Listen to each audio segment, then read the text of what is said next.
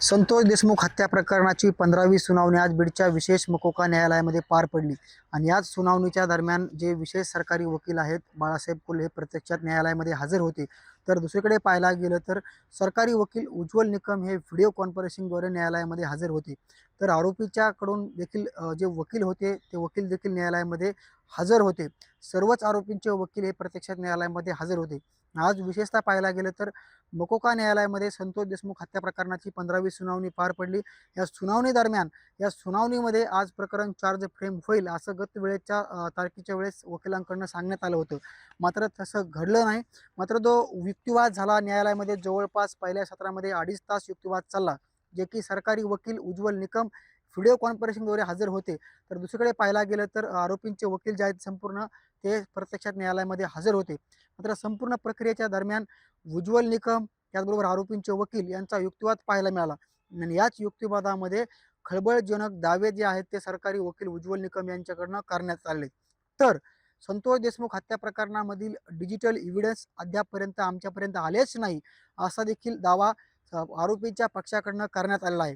एकंदरीत पाहायला गेलं तर संतोष देशमुख हत्या प्रकरणाला आजपर्यंत जवळपास 1 वर्ष पूर्ण झालेलं आहे. 9 डिसेंबर रोजी सरपंच संतोष देशमुख यांची हत्या झाली आणि हे संपूर्ण कागद जे आहेत हे डॉक्युमेंट आहेत ते संपूर्ण आजच्या सुनावणीच्या आणि इथून पाठीमागं प्रत्येक सुनावणीमध्ये काय काय घडलं हे संपूर्ण माझ्या हातामधले जे डॉक्युमेंट आहेत त्या सुनावणीमधले आहेत.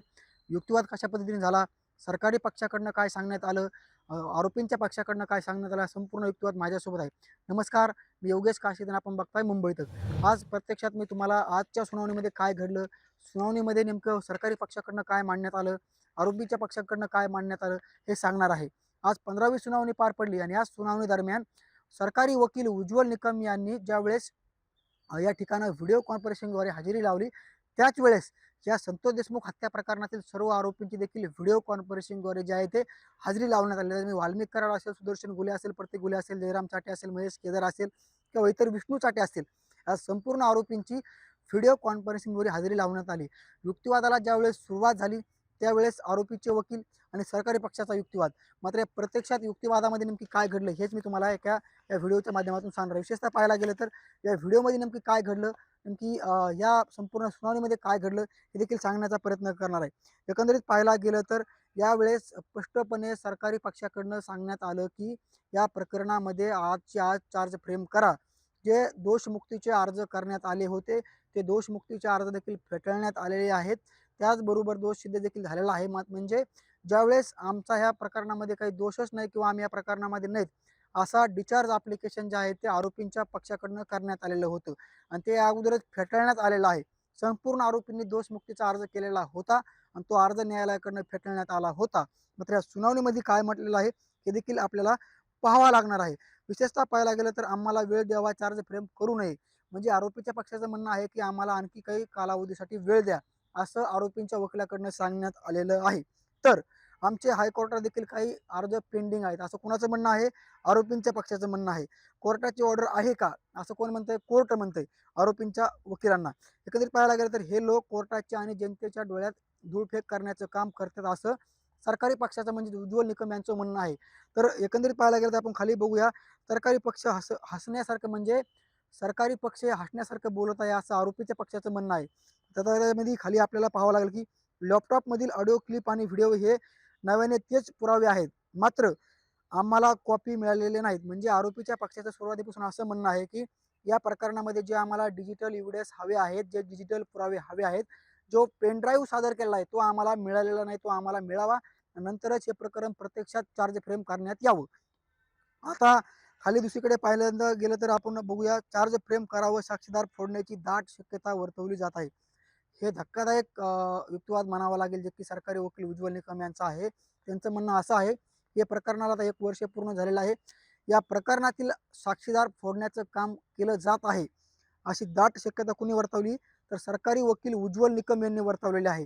कारण संतोष देशमुख हत्या प्रकरणामध्ये ज्यावेळेस ज्या टोल नाक्यावर त्यांचं अपहरण झालं त्या ठिकाणी त्यांचे आत्याभाऊ असलेले जे देशमुख होते ते सोबत होते, ते प्रत्यक्षात साक्षीदार होते. धनंजय देशमुख साक्षीदार आहेत आणि इतर काही गोपनीय जबाब आहेत. गोपनीय साक्षीदारांना फोडण्याचं काम या आरोपींकडनं होऊ शकतंय असं युक्तिवाद सरकारी वकील उज्ज्वल निकम यांनी केलेला आहे. मात्र आम्हाला कॉपीज मिळाल्या नाहीत, मग प्रकरण चार्ज फ्रेम करताय कसं असा युक्तिवाद आरोपींच्या वकिलांनी केला. मात्र दोन्ही बाजूच्या पक्षाने दोन्ही बाजूच्या पक्षाने कोर्टाला सहकार्य केले पाहिजे. म्हणजे कोर्ट असं म्हटलं की दोन्ही बाजूंनी कोर्टाला सहकार्य केलं पाहिजे. आता आपण पाहूया, यापूर्वी सुनील शिंदे यांच्या मोबाईलमध्ये असलेले ऑडिओ आणि व्हिडिओ हे पुन्हा लॅपटॉपमध्ये तेच सेम आहेत. म्हणजे जे ऑडिओ आणि व्हिडिओ आहेत, जे संतोष देशमुख यांच्या हत्या प्रकरणातले डिजिटल एव्हिडन्स आहेत ते सेम आहेत, ते आम्हाला मिळाले पाहिजे, असं त्यांचं म्हणणं आहे. आरोपींच्या वकिलांना ड्रॉप चार्ज वाचवण्यासाठी दिला होता. म्हणजे ज्यावेळेस हे संपूर्ण प्रकरण न्यायालयामध्ये आलं, ज्यावेळेस पहिली सुनावणी पार पडली, त्यावेळेस हे संपूर्ण डॉक्युमेंट वाचण्यासाठी आरोपींच्या वकिलांना देण्यात आले होते. डिस्चार्ज संपले नसते, म्हणजे यांचं असं म्हणणं आहे, एकंदरीत पाहायला गेलं तर या प्रकरणामध्ये डिस्चार्ज संपले नसते तर चार्ज फ्रेम न करण्यासंदर्भात नक्कीच विचार केला असता. म्हणजे कोर्टाचं म्हणणं असं आहे, जर तुम्ही दिलेले डिस्चार्ज ॲप्लिकेशन आहेत, जे दोषमुक्तीचे अर्ज आहेत, ते तुम्ही दिले होते न्यायालयाकडे, ते जर पेंडिंग असते तर मग हे प्रकरण चार्ज फ्रेम केलं नसतं. मात्र डिस्चार्ज ॲप्लिकेशन संपूर्ण सुनावण्या झाल्या, ते देखील पूर्ण झालेलं आहे, ते फेटाळण्यात आलेलं आहे. त्याच्यामुळे कुठलीही अडचण नाही किंवा हे चार्ज फ्रेम करण्यासाठी योग्य आहे, असं न्यायालयाचं एकंदरीत म्हणणं आहे. तुम्हाला वेळोवेळी वेळ दिलेला आहे, असं कोर्ट आरोपींच्या वकिलाला म्हणालेलं आहे. पहिली आणि शेवटची संधी द्यावी, 8 ते 10 दिवसाचा कालावधी देण्यात यावा. म्हणजे आरोपींच्या वकिलाकडून सांगण्यात येतं की आम्हाला 8 दिवसाचा कालावधी द्या आणि शेवटची संधी द्या. एकंदरीत आम्हाला लॅपटॉपमधील पुरावे त्याचबरोबर संदर्भातील सर्टिफिकेट कॉपी मिळाव्यात. म्हणजे आरोपीचं म्हणणं पुन्हा तेच येतं की आम्हाला या संदर्भातले डिजिटल एव्हिडन्स हवे आहेत. एकंदरीत पाहायला गेलं तर या पुराव्याच्या किंवा कॉपीच्या चार्ज फ्रेम करण्याशी कुठलाही संबंध नाही, असं सरकारी पक्षाचं म्हणणं आहे. म्हणजे हे पुरावे त्यांना पाहिजेतच किंवा ह्या संदर्भातील डिजिटल एव्हिडन्स त्यांना हवे आहेत आणि हे त्याच्यामुळे होऊ शकत नाही, असं सरकारी पक्षाचं म्हणणं आहे, म्हणजे उज्ज्वल निकम यांचं म्हणणं आहे.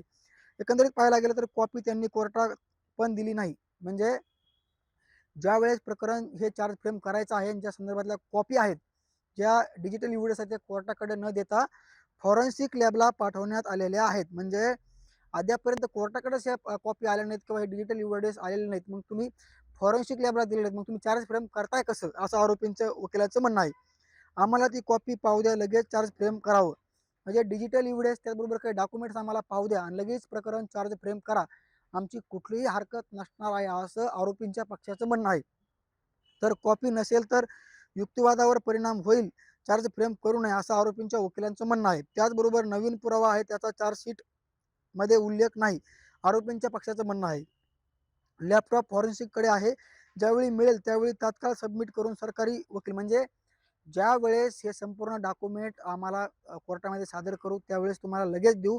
सध्याला लॅपटॉप हे फॉरेन्सिक विभागाकडे आहे, असं सरकारी पक्षानं म्हणजेच उज्ज्वल निकम यांनी कोर्टामध्ये युक्तिवाद केलेला आहे. तर खोटा पुरावा तयार करतात. सुनील शिंदे यांच्या मोबाईलमध्ये रेकॉर्ड झाले नाही. आतापर्यंत लॅपटॉप कुठेही नव्हते. म्हणजे जे खाडे नामक वकील आहेत त्यांचं म्हणणं असं आहे की सुनील केंदू शिंदे यांचा जो मोबाईल आहे, मोबाईलमधले जे काही रेकॉर्ड आहे हे झालंच नाही आणि बनावट रेकॉर्ड तयार करण्यात येते, खोटं रेकॉर्ड तयार करण्यात येते, असा युक्तिवाद न्यायालयामध्ये आरोपीच्या पक्षाकडनं म्हणजेच खाडे, जे की विकास खाडे म्हणून वकील आहेत, त्यांनी केलेला आहे. तर लॅपटॉप हा पुरावा ग्राह्य धरू नये, ही बाब आरोपीवर अन्याय होणारी आहे. म्हणजे लॅपटॉप हीच बाब तुम्ही ग्राह्य धरू नका पुराव्यासाठी, नसता आरोपींवर अन्याय होईल, असं आरोपींचे वकील म्हणलेले आहेत. हे तोंडाला पाने पुसण्याचं काम सरकारी पक्ष करत असल्याचं आरोपीच्या वकिलांनी सांगण्यात आलंय. म्हणजे जे जे प्रकार या ठिकाणी घडलेले आहेत ते आरोपींच्या वकिलांनी त्यांची बाजू मांडलेली आहे. तर सरकारी पक्षाकडनं देखील 2.5 तास जो आहे ते या ठिकाणी दोन्ही बाजूचा युक्तिवाद पार पडला आणि ज्या युक्तिवादामध्ये जे काही प्रक्रिया घडली, जे त्यांचे दोघांचे युक्तिवाद होते, दोन्ही युक्तिवाद न्यायालयाने ऐकून घेतले, संपूर्ण प्रकरण पाहून घेतलं. त्याचबरोबर जे डिजिटल एव्हिडन्स आहेत फॉरेन्सिक लॅबकडे आहेत, ते देखील आता मागवण्याचं काम सुरू झालेलं आहे आणि या प्रकरणामध्ये सरकारी पक्ष, आरोपींचे वकील, त्याचबरोबर साक्षीदार हे संपूर्ण त्या ठिकाणी उपस्थित होते. धनंजय देशमुख स्वतः न्यायालयामध्ये हजर होते आणि विशेषतः पाहायला गेलं तर व्हिडिओ कॉन्फरन्सिंगद्वारे जे वकील होते उज्ज्वल निकम ते हजर होते. तर प्रत्यक्षात विशेष सहाय्यक सरकारी वकील बाळासाहेब कोले जे या प्रकरणाचं काम बघतात ते देखील या न्यायालयामध्ये हजर होते आणि या सुनावणीमध्ये पहिल्या सत्रामध्ये जवळपास 2.5 तास सुनावणी चालली.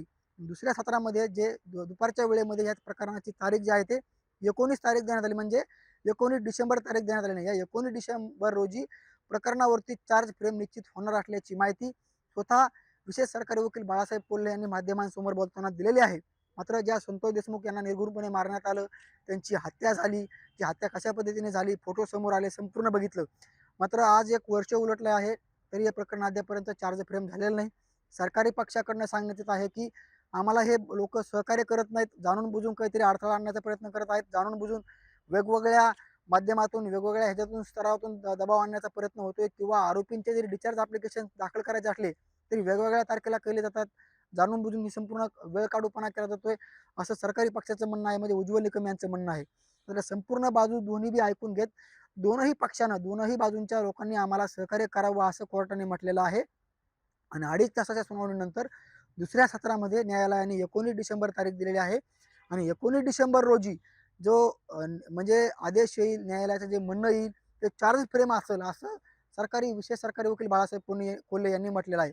मात्र जे उज्ज्वल निकमांनी जे धक्कादायक खुलासे केलेले, धक्कादायक युक्तिवाद केलेला आहे की या प्रकरणातील साक्षीदारावरती, त्याचबरोबर ज्यांचे गोपनीय जबाब आहेत, जे या घटनेमध्ये महत्त्वाचे लोक आहेत, त्यांच्यावरती दबाव आणला जाऊ शकतो, म्हणून तात्काळ चार्ज फ्रेम करून फास्ट ट्रॅक कोर्टामध्ये ज्या पद्धतीने चाललं पाहिजे ते चालावं, अशी मागणी उज्ज्वल निकम यांच्याकडनं करण्यात आलेली आहे. मात्र या प्रकरणामध्ये आणखी पुढे काय अपडेट येते, कशा पद्धतीने हे प्रकरण पूर्ण न्यायालयामध्ये चालतंय, हे देखील पाहणं महत्त्वाचं असणार आहे.